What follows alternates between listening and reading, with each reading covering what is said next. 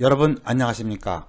이해하기 쉽게 법률 상식을 전해드리는 택수의 투시경 이택수입니다. 이번 시간에는 국유지의 주의 토지 통행권으로 길 낼 수 있나 라는 주제로 말씀 올리겠습니다. 우선 구독, 좋아요, 알림 설정 부탁드립니다. 흔히 말하는 맹지는 외부로 통행할 수 있는 길이 없는 토지를 말하는데, 이 맹지 소유자는 외부로 통행할 수 있는 최소한의 통로를 내달라고 법적으로 요구할 수 있는 권리가 있습니다. 이를 주의 토지 통행권이라고 하고 민법 219조가 규정하고 있습니다. 즉 민법 219조 1항은 어느 토지와 공로 사이에 그 토지의 용도에 필요한 통로가 없는 경우에 그 토지 소유자는 주위의 토지를 통행 또는 통로로 하지 아니하면 공로에 출입할 수 없거나 과다한 비용을 요하는 때에는 그 주위의 토지를 통행할 수 있고, 필요한 경우에는 통로를 개설할 수 있다.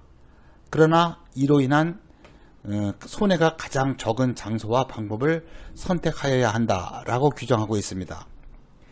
이 대부분의 경우 맹지 소유자는 주의 토지 통행권을 주장하여 통로를 확보하고자 할 경우에 반대편인 그 통행지 소유자는 통로 제공을 반대하기 때문에 맹지 소유자는 소송을 통하여 통행로를 확보하는 게 보통인데, 이때 제기하는 소송을 주의 토지 통행권 확인 소송이라고 합니다.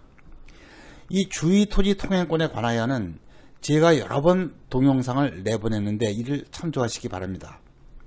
맹지 소유자의 입장에서 필요한 통행로를 내야 할 부분의 토지가 일반 개인 소유라면 민법 219조에 의하여 주의 토지 통행권 확인 소송을 제기하여 통행로를 확보할 수가 있는데, 그 토지가 국가 소유라면 그 경우에도 역시 주의 토지 통행권 확인 판결을 받아서 통행로를 확보할 수가 있는가? 국유토지는 국유재산법의 적용을 받습니다. 국유재산법 제7조 1항에 의하면 국유재산은 국가나 지자체의 허가를 받지 않고는 사인, 즉 개인이 사용, 수익하지 못하도록 규정하고 있습니다. 그렇기 때문에 국유토지의 통로를 개설하여 맹지 신세를 면하려면 원칙적으로 국가나 지자체의 허가를 받아야 합니다. 한편 국유재산법 10조 2항은 국유재산에는 사권을 설정하지 못한다고 규정하고 있습니다. 여기에서 말하는 그 사권이라는 것은 이 공권에 반대되는 개념인데, 일반 개인의 사적인 권리를 말합니다.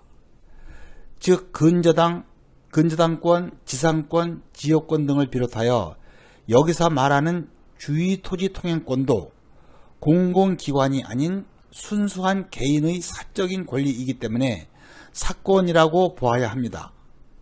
그렇기 때문에 국유재산법의 그 문헌 해석에 의한다면 국유토지에 대하여는 국가나 지자체가 일반 개인으로 하여금 통행로로 사용할 수 있도록 배려할 수 있는 여지가 전혀 없습니다.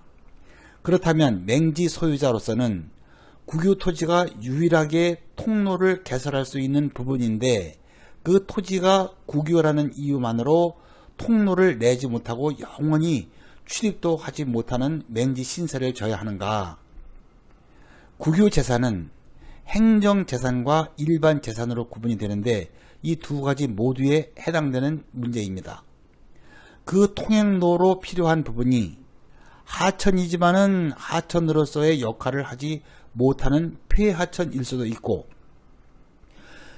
지목은 구고, 즉 도랑이지만 전혀 물이 흐르지 않는 폐구고일 수도 있고, 때로는 공원이나 보존재산일 수도 있습니다.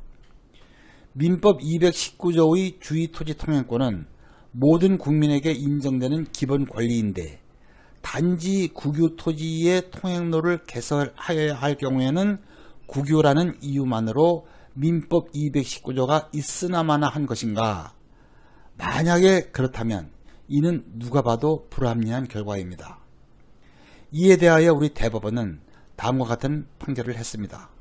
즉 대법원 94년 6월 24일 선고 구사다 14193 판결은 이 지방재정법 제74조 1항, 제82조 1항에 의하면 공유재산은 지방자치단체의 장애 허가 없이 사용 또는 수익을 하지 못하고 또 그중 행정재산에 관하여는 사건을 설정할 수 없게 되어 있음은 물론이나 민법상의 상린관계의 규정은 인접한 토지 상호 간의 이용관계를 조정하기 위하여 인지 소유자에게 소극적인 수인 의무를 부담시키는 데 불과하므로 그 중에 하나인 민법 제219조 소정의 주의 토지 통행권이 위에서 말하는 사건의 설정에 해당한다고 볼 수 없고 또 그러한 법정의 통행권을 인정받기 위하여 특별히 행정당국의 허가를 받아야 하는 것이라고도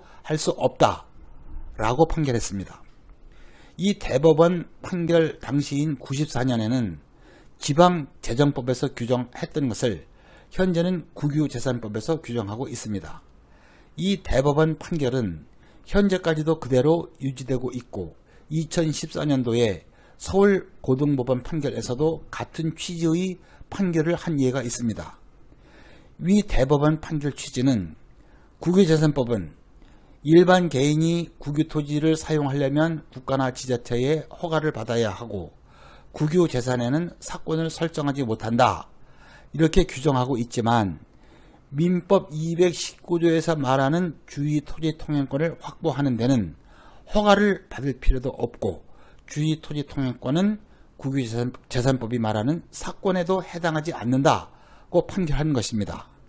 결론은 맹지 소유자가 국유토지에 대하여 주의토지 통행권 확인 청구를 할 경우에는 개인 소유 토지와 동등하게 보고 권리 주장을 할 수 있다는 것입니다.